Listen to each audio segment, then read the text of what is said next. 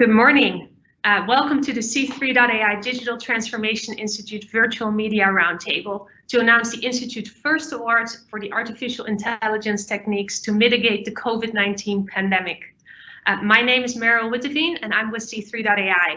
Today it's my honor to introduce to you the speakers and researchers who will share their views and perspectives about the C3 DTI and the latest COVID-19 research. Today's roundtable will be opened by Tom Siebel, CEO of C3.ai and member of the C3.ai DTI Advisory Board.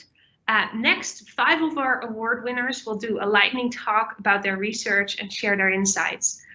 Eric Horwitz, Chief Scientist at Microsoft and DTI Advisory Board member, will share his views of the portfolio, followed by a panel discussion and Q&A moderated by the Institute's co-directors, Shankar and R. Srikant. So these are the speakers I just mentioned.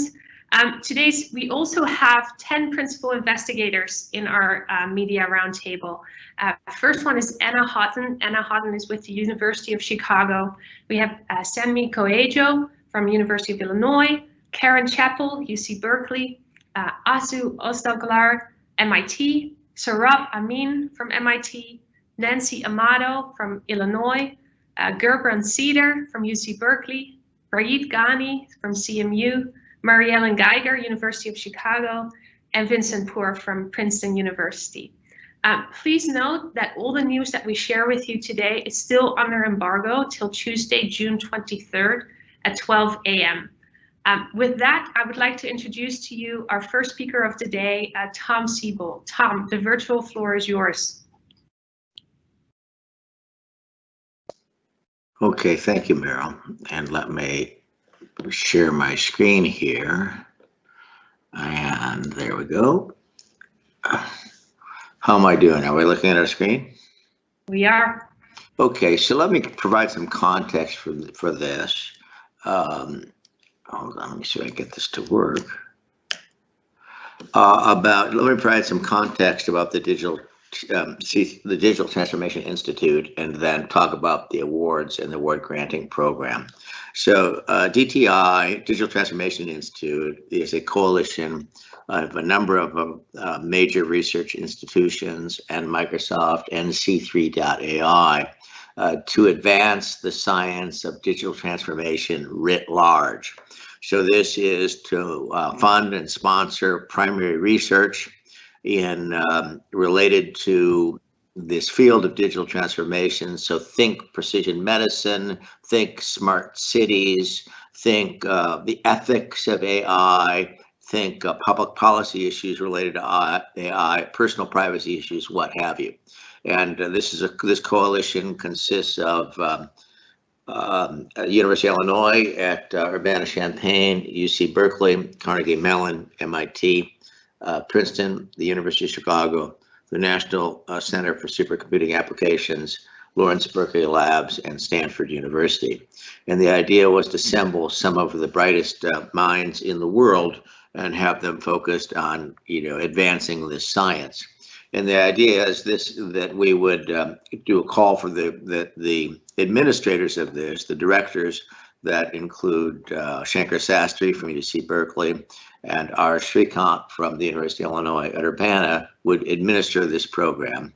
And as part of it would be a biannual call for papers on subjects of interest. Think, again, smart cities, think AI ethics, what have you. And then they'll do 26 research awards a year. And these awards might vary from $500,000 to $100,000 to fund the research. In addition to the cash, there are massive computing resources and software resources and data resources that are provided to this community, including access to 26 petaflop computers at the 2 national labs that I mentioned. Microsoft is contributing a massive amount of Azure cloud resources. C3 is contributing all of its software, and then we have large data sets.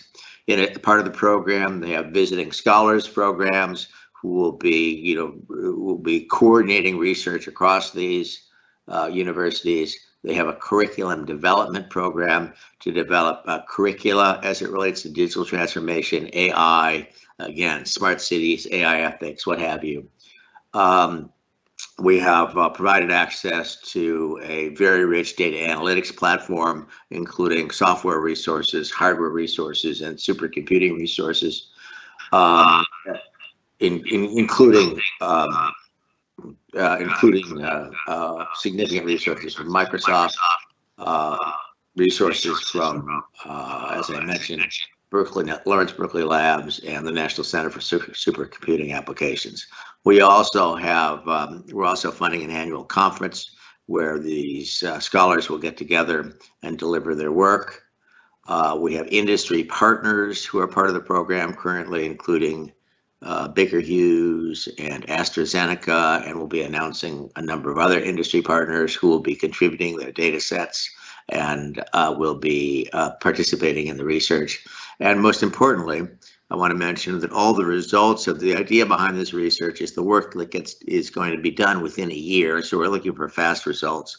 And all of the science and all of the findings that come out of this research go into the public domain under a licensing model that is known as non-exclusive royalty-free licensing. So essentially, it's all open source to the world. All the algorithms, all the data sources, all the theory becomes available. And we have a extraordinarily capable administration team that administers this process, evaluates the awards. And this is funded in cash and in kind for the first 5 years, currently to the tune of about $300 million in cash and computing resources. So this is a well-funded effort. So as we began to kick this, let's get to the first call for papers, which is about COVID. I don't need to explain to anybody on this call the nature or scope of the problem.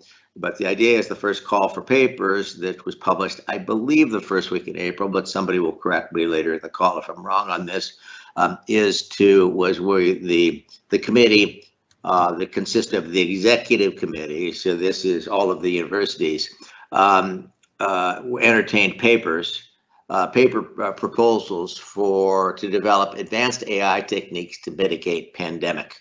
And this includes applying machine learning and AI methods to mitigate the spread of COVID, genome-specific medical protocols, bioinformatic methods for drug design and repurposing, design and sharing of clinical trials, modeling, simulation, prediction of COVID propagation and the efficacy of interventions, logistics and optimization analysis for public health strategies and interventions, rigorous approaches to designing and sampling testing strategies, data analytics for COVID-19 research, improving societal resilience in response to the spread of COVID. And then the last area is just kind of a catch-all that for anything that somebody might come up that's interesting related to public health, tools, methodologies around the containment of infectious diseases. And I think this is perfectly, the idea is to provide this data not only to the research community and the scientific community, but to our policymakers, so that they can be making well-informed decisions. I think that many of the decisions that have been made around the world, in the United States, in Washington D.C., in California, and other places, are most certainly well-intended, but they are not informed by data.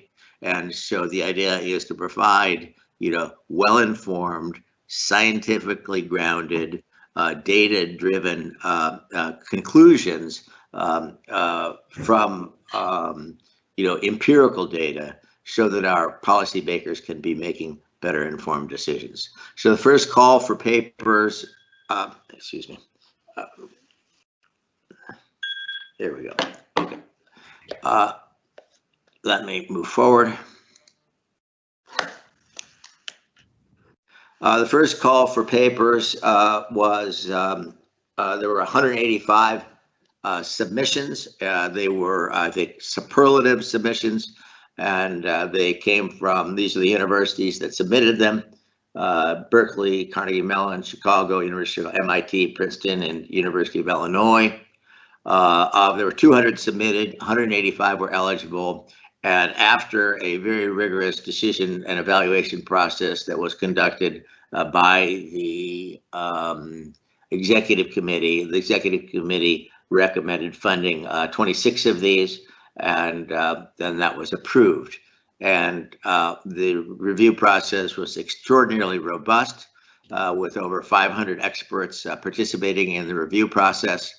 And the reviews took into account, the accomplishments of the principal investigator, the extent to which people propose to use AI to help address the problem at hand, the relevance of the proposal to COVID-19 and other pandemics, and then the novelty of the approach. 26 proposals were selected for funding initially, and so this was announced last week to the people who received the rewards, and I believe we'll be announcing this publicly next week. And these fall into these are, we're going to get into the specifics of these, so they're in multiple categories, and I'm not going to talk about exactly what they are, but basically mathematical modeling, control and logistics, AI for epidemiology, social good and clinical use, vaccine and drug discovery, computational biology, imaging and computer vision, especially as it relates to CAT scans and x-rays, intelligent databases and search, distributed computing, and then the social impact of COVID-19. And so with that, I'm going to turn it, with that introduction, I'm going to turn this back over to Meryl to continue the discussion this morning.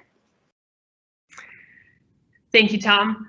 Up next, we are going to hear from 5 of our award recipients. They will share a brief lightning talk about their research. And the first talk by Anna from the University of Anna is going to speak to us about modeling the impact of social determinants of health on COVID-19 transmission and mortality to understand health inequities. Anna, please go ahead. Thank you. The COVID-19 pandemic has highlighted drastic health inequities and led to recognition that social determinants of health, factors such as poverty, housing instability, incarceration, and access to health care, drive disease transmission and mortality. Our research will apply methods from statistics and computer simulation modeling to better understand how these factors impact COVID-19 outcomes and evaluate intervention strategies. Through partnerships between the University of Chicago, Argonne National Laboratory, and local public health agencies, we will use local data to create a model representing the population of Chicago. Using this platform, we will conduct large-scale simulation experiments to understand how social inequities contribute to disease transmission and evaluate interventions under different social distancing, testing, and risk reduction scenarios. Computer modeling is ideal for this type of research because it offers a way to predict future trends and compare interventions in a virtual environment before deploying them in real life. We hope this work will provide insights to guide local policy for reducing health inequities. Thank you very much, Anna. I'm sure we'll get back to you during the Q&A session. Up next is a talk from Samni Koyejo about securing federated learning for clinical informatics with applications to the COVID-19 pandemic. Samni, please go ahead. Thank you, Meryl. So as you know, rural areas are among the most profoundly affected by COVID-19. And in these rural areas, patient outcomes may be worsened due to limited information at hospitals. Our work explores how clinical AI can help medical staff make better decisions about patient treatment by sharing information across large and small hospitals.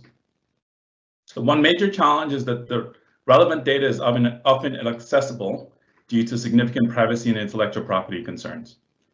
In collaboration with Dr. Kurana and Mr. Hines at Illinois, and Dr. Bond and Ms. Folger at OSF Healthcare, my lab is developing software tools for privacy preserving clinical AI using data spread over several hospitals.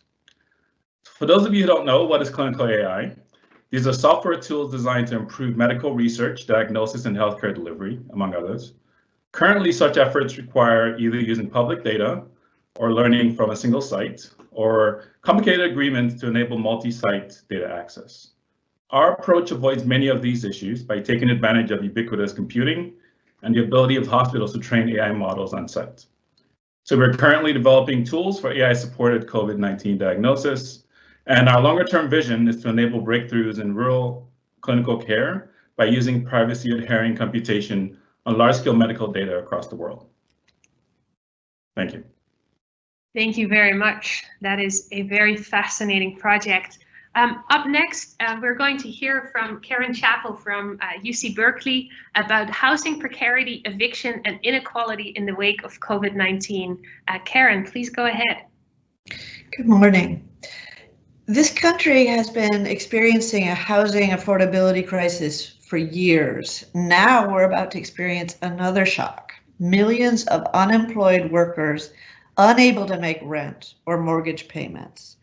In this project, UC Berkeley's Urban Displacement Project, as well as the Data Intensive Development Lab, will use the COVID-19 data lake and cloud computing resources from C3.ai to predict and identify neighborhoods with residents living in precarious housing circumstances due to the COVID-19 economic and health crisis.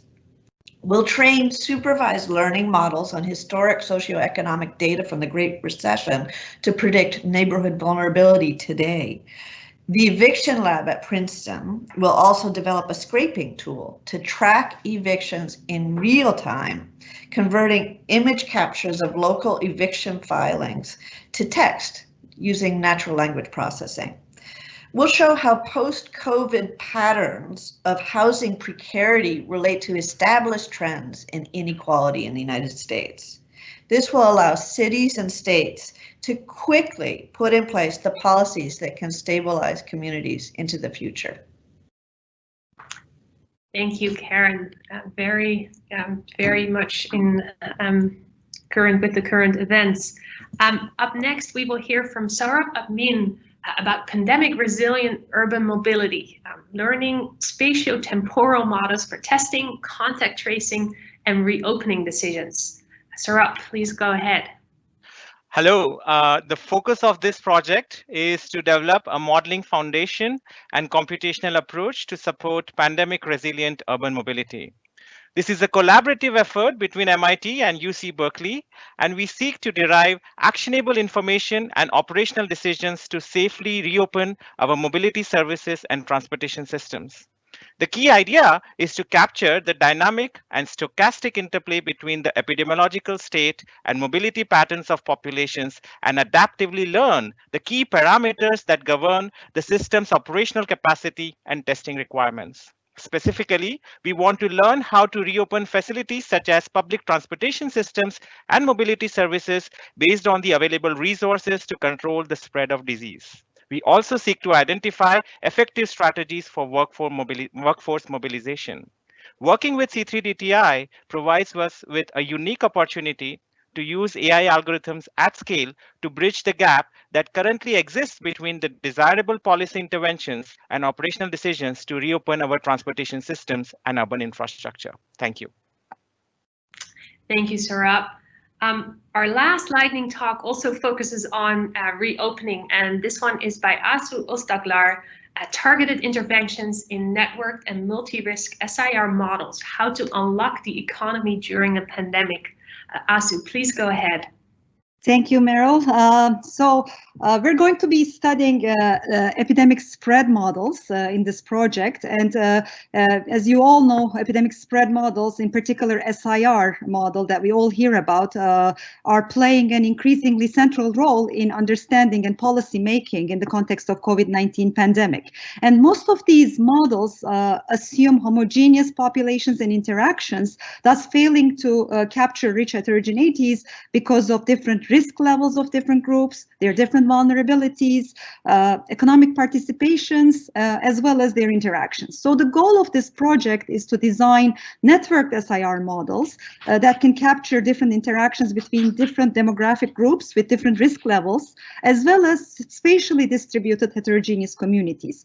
The objective is to guide policies that can be calibrated to different risk levels and interaction patterns, and hopefully allowing to make more informed trade-offs between public health outcomes and economic outcomes. The project is, in addition to myself, joint work with Darana Semoglu from MIT Economics Department and Francesca Parise from Cornell ECE.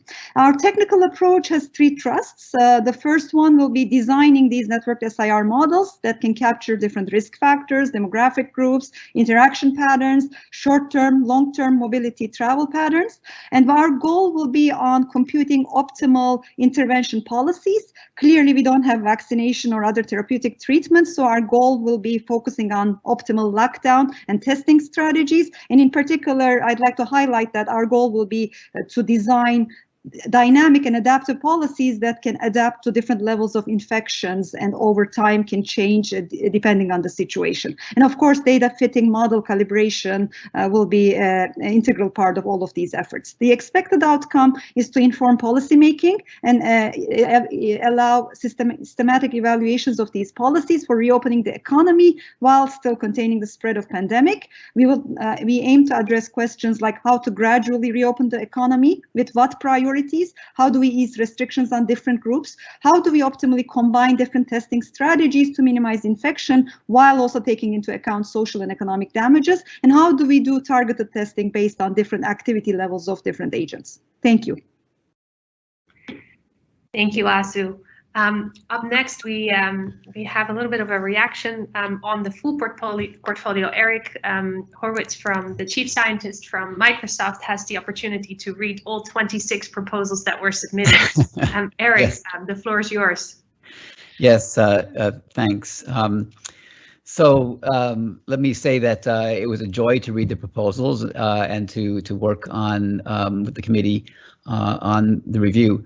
So overall, we're facing unprecedented challenges with COVID-19, and we need to meet technical, social, and socio-technical challenges head on. And one way that excites me is by enabling the top intellectual talent and expertise at leading universities to dive in with full force. So I'm really passionate, and I'm really actually impatient about aiming computing resources and expertise at empowering those with the most promising directions. And there's great potential in public-private partnerships like this one for getting the best minds going hard at the problems. The first set of funded proposals highlights the multidisciplinary nature of the problems that we face, spanning from the core biology to challenges with planning and logistics, to core public health challenges, and some that are clearly based in inequities rooted in long-term racial discrimination. And on these inequities, I think we should all be taken aback by the stunning statistics on COVID-19, where Blacks are dying at nearly twice the rate of white populations. The reasons coming to the fore are based in long-term discrimination, including rates of poverty, higher rates of underlying chronic medical conditions, overrepresentation in detention, and so on. And the initial wave of funded proposals, I think, calls out strong opportunities to make a difference with multiple efforts, including ones that build insights about what I would call social determinants of health that can help us to make better, to understand the steps we need to take as cities and counties, states and nations to address justice and disparity. I love the span again: logistics, allocation, economics, epidemiology, public health, and medicine. So in summary, I think the issues with COVID-19 pretty clearly in how they impact people in society are complex. Data, algorithms, mathematical models, and computation will be critical on the path to mitigating the pandemic. It's inspirational to see the power of these tools being harnessed to support truly multidisciplinary work in the projects we funded in the first wave. So thanks. Thank you, Eric. We will move on to a panel discussion moderated by Shankar Sastry, former Dean of Engineering and current Professor of Electrical Engineering and Computer Sciences at UC Berkeley. On the panel, we'll have 5 researchers. First one is Nancy Amato from the University of Illinois. We'll have Gerbrand Cedar from UC Berkeley, Raid Ghani, Marianne Geiger, and Vincent Poor. Shankar, please go ahead. Good morning, everybody. It's indeed a great pleasure. I think Eric really summed it up. I think our full set of proposals on this call, his selected projects on this call, really represents an attempt to develop the science and technology base for social, policy, economic, and in fact, public health determinants of how we build a more resilient society. And that's what digital transformation is about. I'll let you be the judge of this. I have a few questions that I'd like to share with the panel, and I'll also try to pull in some of the lightning speakers. Let me start with Vince Spore, the Dean of Engineering at Princeton. Vince, we've heard so much about mathematical modeling and the spread and mutation scenarios, and the public is not completely sanguine about where these simulations are going. Tell us how you're going to address these. Thank you. Everybody hear me okay? Yep. Yes. Okay, thank you, Shankar. Yes, happy to do that. Well, first of all, mathematical modeling is a way to try to gain insight into real world phenomena. So they help us summarize very complicated physical processes into language that humans can interpret. And of course, COVID-19 is one such phenomenon, and our models are designed to incorporate mutations and other relevant properties into that language. So we've learned a lot about COVID, and we've seen error bars, as you mentioned, which really reflect the fact that the models are really only approximations to reality. So what we're doing is working to bring the knowledge that we've gained about COVID into the available models, hoping to reduce the uncertainty of those models, and then using AI and other data analytics to inform that. So thank you. Thank you, Vince. Mary-Ellen Geiger from the University of Chicago. Can you tell us about the use of machine learning for automatically interpreting medical images in the detection and monitoring of COVID-19 patients? And what's the state of the art, and how are you going to push it? Yes, thank you. Machine learning techniques on medical images can augment the radiologists and other clinicians' interpretations of medical images. Currently, with COVID-19, those are chest radiographs or chest CT images, and this augments the interpretation of the images, but also can be used to be combined with other clinical diagnostic tests. And we aim to develop these to help in detection, in diagnosis, in triaging for different treatments, as well as then using it to monitor the response and prediction for patient management. Now, thoracic imaging, both chest radiography and CTs, are being re-examined for their role in COVID patient management. And this varies throughout the world. Different places use different imaging methods. But the limitation is partially due to the qualitative interpretation of the images. And with computer vision and machine intelligence, we can make it quantitative. And we will do this by drawing on our decades of machine intelligence development from lung cancer, breast cancer, prostate cancer, from other lung diseases, to approach this current task of characterizing and assessing the severity of COVID-19 on these two types of images. And basically, we want to develop a virtual biopsy to aid in the characterization of COVID-19 from these images. Similar to how we've successfully done this with breast images, where we've translated our laboratory machine learning methods, which actually led to a clinical product for the use in diagnosis breast cancer, and in fact was named one of the top inventions by Time Magazine in 2019. So we're following that path by not just taking knowledge from prior machine learning, but incorporating our machine learning from other thoracic disease sites and doing a cascaded-based approach to Thank you very accomplish our much. goals. Yeah, thank you, Mary Ellen. Fascinating. Nancy Amato from the University of Illinois, Urbana. Can you tell us how the rapid and precise sequencing of bacterial and viral diagnostics that you already tried on SARS-1 and MERS datasets, and now on the COVID-19 database, how do you think that you'll be able to push us towards a cure? That's the $64,000 question, and so we pose it to you, Nancy. So thanks, Shankar. First, let me say that understanding how COVID-19 differs from SARS and MERS is a key first step towards developing effective treatments. Everyone is wondering about that and studying that question.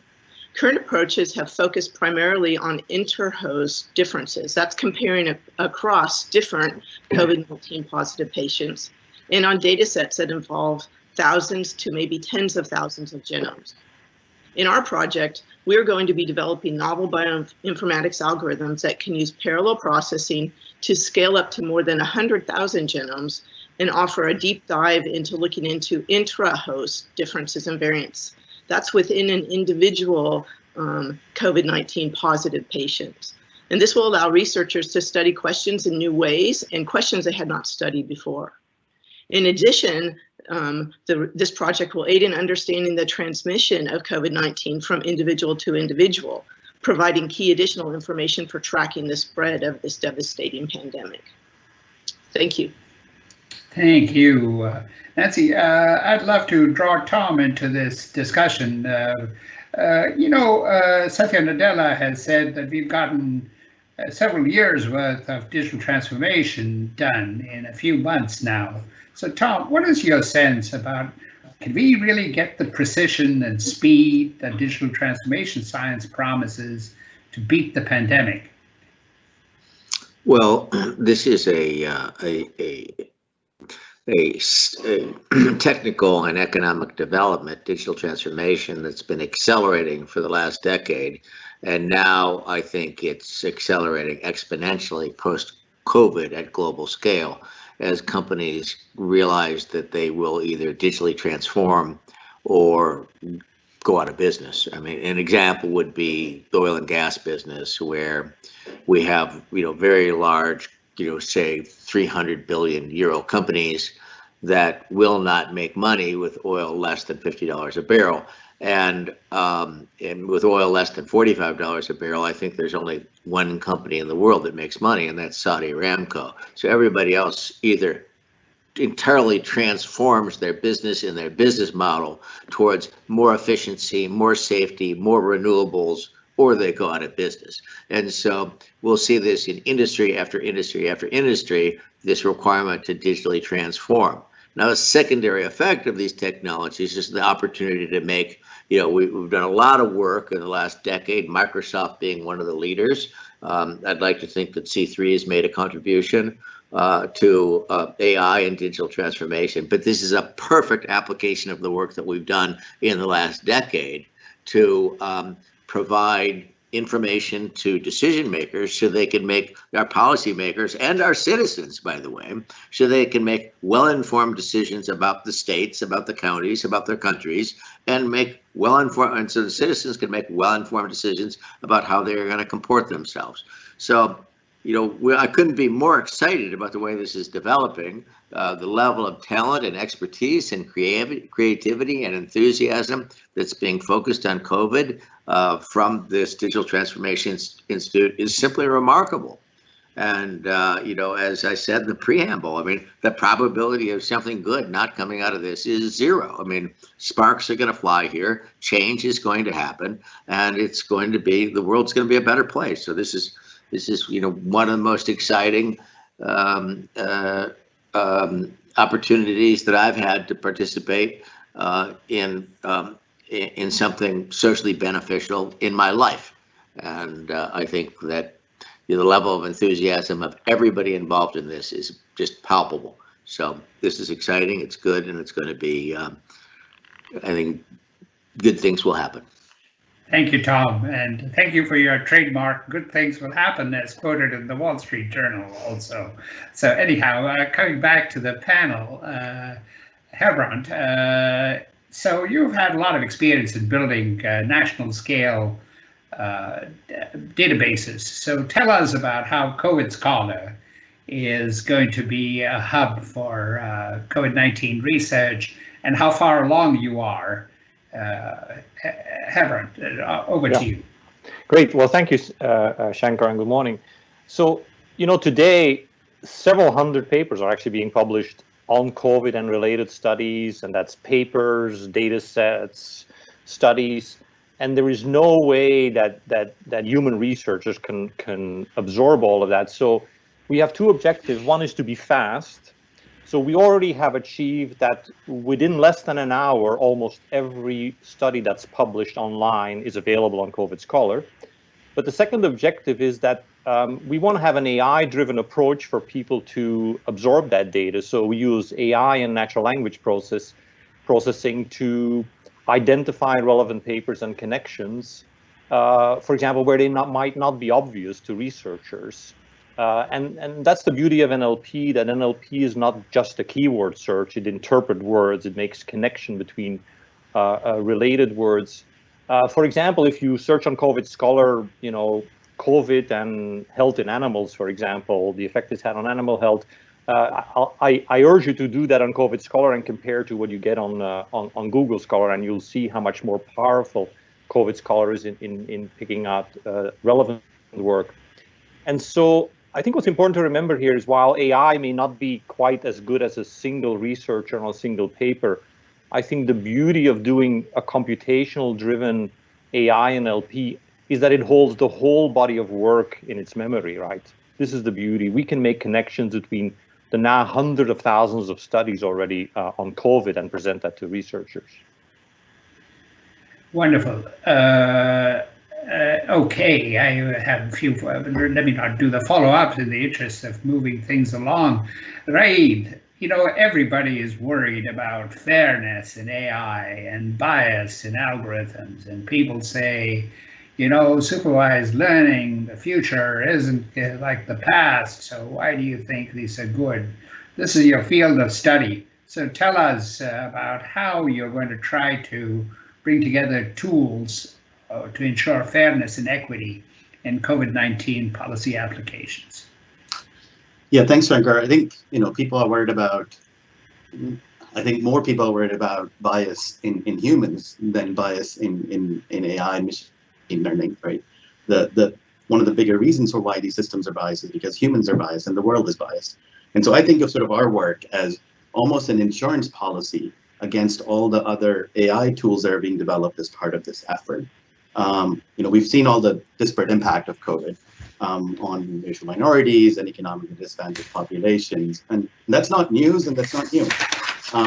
It's happened in every other area, so why would it not happen here? I think our focus is really, as we're building tools with AI and machine learning and data to help governments and policymakers react to the pandemic, reopen the economy, and focus on recovery efforts. There is a very real risk that these tools, if not developed properly, and more importantly, applied properly, could make those disparities worse. Right? So what we're working on in collaboration with a few different government agencies and nonprofits, there's work happening in Pennsylvania. We're working with Code for America in California, working with Johnson County in Kansas, with Carlos Slim Foundation, Government of Mexico, to take these very real problems around allocating resources for unemployment, for social services, for contact tracing and testing, and building these tools to figure out where those inequities are coming from, audit these AI machine learning tools, and then develop methods for mitigating the risk when applied to policy decisions. And the goal is really to ensure that the outcomes for vulnerable populations end up being fair and equitable, with the focus really on outcomes. Right? The data can be bad, the world can be bad, the tools can be bad, but we want to make sure that the outcomes, we have mitigation methods for policies that can result in fair and equitable outcomes. Fantastic. A lot of follow-up we could do, but I will turn it over to Meryl for next piece. And thank you very much for a great panel. Thank you. Meryl, back to you. Thank you, Shankar. Members of the media and other participants listening in, at this time, we will open the queue for questions. You can add your questions directly into the Q&A box that you can find on your right-hand side.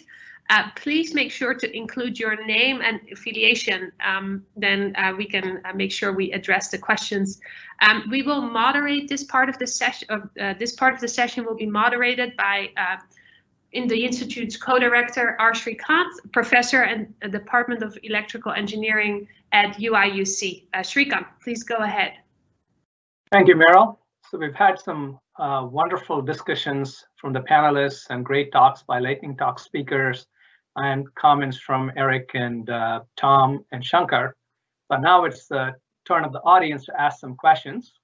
So please type in your questions and they will be relayed to me, and I'll try my best to direct it to the right person.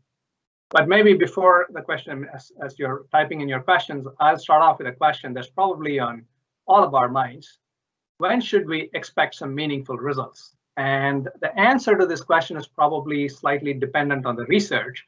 So I'll call upon a couple of participants or distinguished scientists today to answer this question. So maybe Vince Spore from Princeton can start off and tell us a little bit about when should we expect some meaningful results. Vince? Yes, thanks. Yeah, so I think at least in our research, I would expect we'll see some meaningful results this summer. We have a lot of data already. We have a pretty good plan for what we're going to do. We have a good team in place, and we're working away now. So I expect this summer is definitely a realistic time to see some meaningful results from us. As you mentioned, I think different types of studies, different types of science require different timescales. But for the kind of mathematical modeling we're doing, I think that's a realistic timescale. Thank you, Vince. So Mary Ellen Geiger is an expert on AI for radiology, and she's already worked on related problems in the past. So maybe Mary Ellen can take a shot at answering when should we expect some meaningful results from your type of research. Yes, I expect we will have meaningful results by the end of summer. We have already started developing our methods while collecting data sets of chest radiographs and thoracic CT, and have already obtained some preliminary results. For example, we've been able to show by the analysis of CTs that we could help decide who should or should not receive a particular treatment, and then we've started monitoring. So based on how we've done this on the past, building our infrastructure, I think within a few months we'll have definitely some meaningful results. Thank you. Thank you, Mary Ellen. So maybe just finally to Nancy Amato, because her work is on bioinformatics related stuff. So maybe Nancy, can you comment on this question as well? Sure. I guess our results I would expect to be a little bit longer term than the ones we've just heard from, probably not this summer, but I'm hoping we'll have something to share, at least preliminary results, sometime towards the end of the fall. We have a good idea about the algorithms and the methods, but we do need to kind of work out a lot of the details of really kind of figuring out the right way to implement it and then parallelize it. Thank you. So my next question is for Anna Houghton from the University of Chicago. So you're planning to gather data from underrepresented minority population to understand the spread of the pandemic. So how will you make sure that the data that you collect turns out to be useful, some good will come out of it? Sure, thank you for that question. In Chicago, like other cities across the US, COVID-19 disproportionately affects Black and Latino communities and is concentrated in areas also suffering from high rates of violence, incarceration, economic disinvestment, and other infectious and chronic diseases as a result of long-standing systemic racism. So the data we collect will allow us to quantify the impact of factors such as underlying health conditions, access to medical care, housing instability, jobs that limit ability to practice social distancing, and incarceration. And we hope that what we learn about the impacts of these factors will provide guidance to policymakers for combining targeted contact tracing, testing, and eventual vaccination efforts with other health and social interventions to better address the needs of underserved communities. Thank you, Anna. So our next question is from John Reed from CNBC. He says these projects are great, but I think the biggest obstacle here isn't bias, but the lack of large, relevant current data sets. So maybe, right, since you talked about removing bias in decision making, so his question is maybe the problem is not just bias, but the lack of large data sets. Do you have some comment on that? Yeah, absolutely. So, John, you make a great point that the underlying causes of bias are going to be fairly heterogeneous. And that's exactly, I think, that it's less important. Sort of the cause is important, but what's more important is the outcome, right? So you're right that one of the challenges a lot of data-driven tools are facing right now is that there is no historical data that captures what's happening now.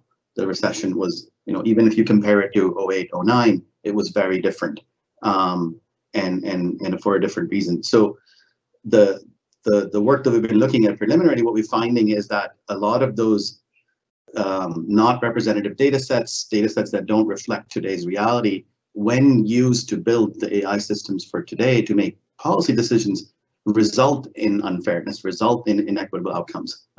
So that's within the scope of our work, is to first understand the underlying causes of what's causing that bias. Is it non-representative data? Is it tools that were designed not to focus on equity? Is it the team building it that didn't take that into attention? Or is it the policy application that is causing the inequities? But it's looking at the entire pipeline where data coming in is a critical component, but it's not enough to have the right data.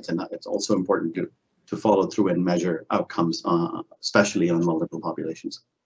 Shrikant, this is Tom. If I could comment on this. Yes, please. One of the projects very closely affiliated with C3 Digital Transformation Institute is the C3 AI COVID Data Lake, where, as you all have paid attention in the last 2 months, we've seen many data sources being published in the open domain from CDC, from NIH, from MITRE Corporation, from Johns Hopkins, Allen Institute, World Health Organization, Korea, China, Mexico, what have you. And if you do a search on the C3 AI Data Lake, you'll see that we have taken the union of all of these publicly available data sources and aggregated those data into a unified federated image and established all the connections between those data, whether it's on comorbidity, location, gender, what have you. And this data set is now been published and is available to all the researchers, not only in the Digital Transformation Institute community, but all the researchers in the world, and it's available for free. And now, as we continue to expand the corpus of this data set, I believe today it is the world's largest corpus of COVID-related data, and we're expanding it at a very rapid rate. And as a result of the work of the Digital Transformation Institute, we expect to see this data lake expand much further. So, John, you might take a minute and do a search on C3 AI COVID Data Lake, and I think you'll find it quite interesting. Thank you, Tom, for that pointer. I think that's a very good point. The data lake is something that the scientists on this funded by the Institute know about, but it might be of interest to others as well.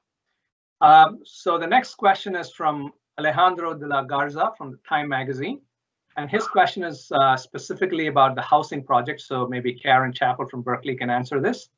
So are you concerned that those you are studying may already be displaced by a COVID economic crisis by the time you develop results? So I guess this is somewhat related to the previous question, saying that are your results going to come out soon enough for it to be helpful to the people you're trying to help?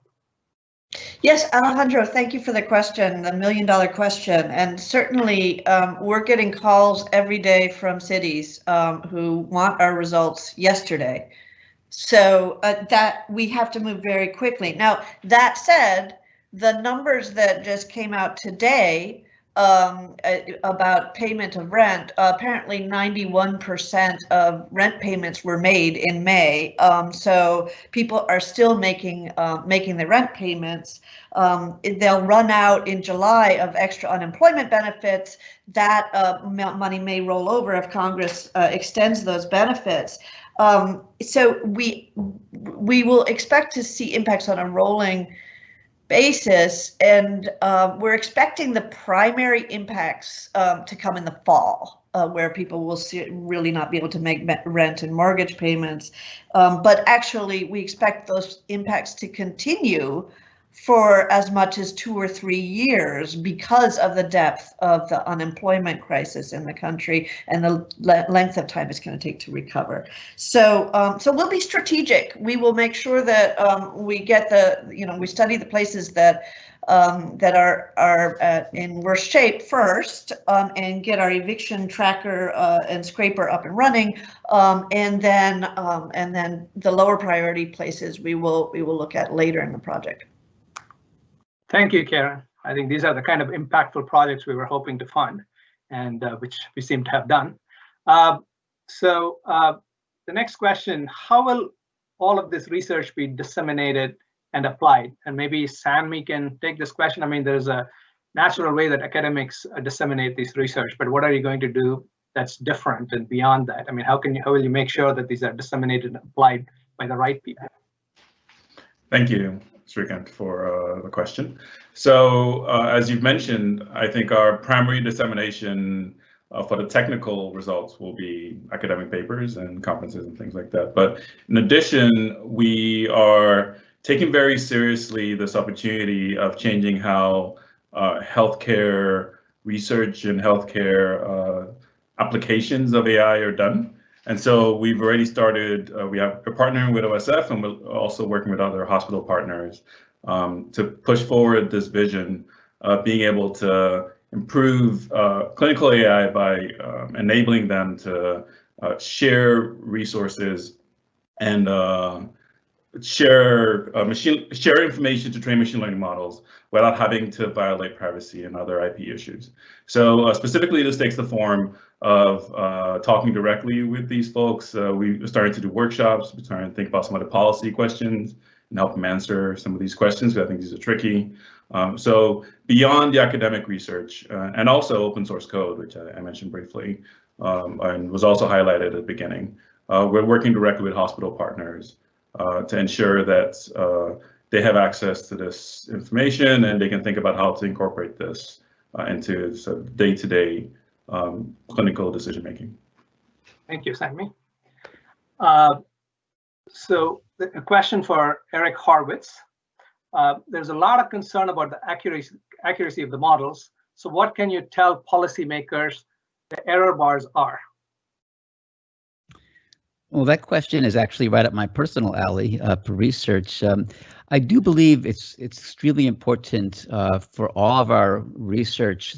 We've seen some of the discussion about medRxiv and so on, papers being published very quickly for good reason, not getting appropriate peer review, such that even experts in the field and colleagues and the public don't understand confidences around results. It's going to be especially important during this time, whether we do models, analyses, to really think through from the ground up in the design of our research, how to understand how to propagate through levels of confidence.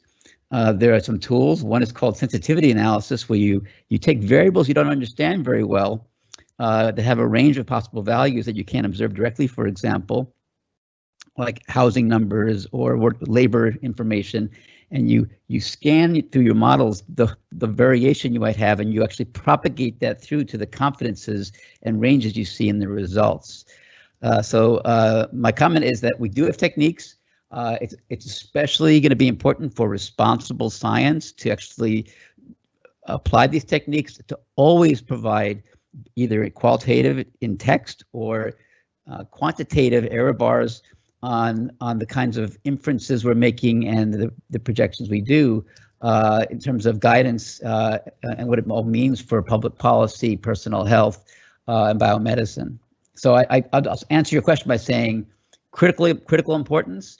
Tools are being developed in machine learning, other areas of AI, as well as in decision analysis and the modeling disciplines to actually propagate uncertainty. And it's going to be ever more important now, especially with the urgency and acuteness and the way we see results picked up so quickly with social media and amplified without any mention of confidence.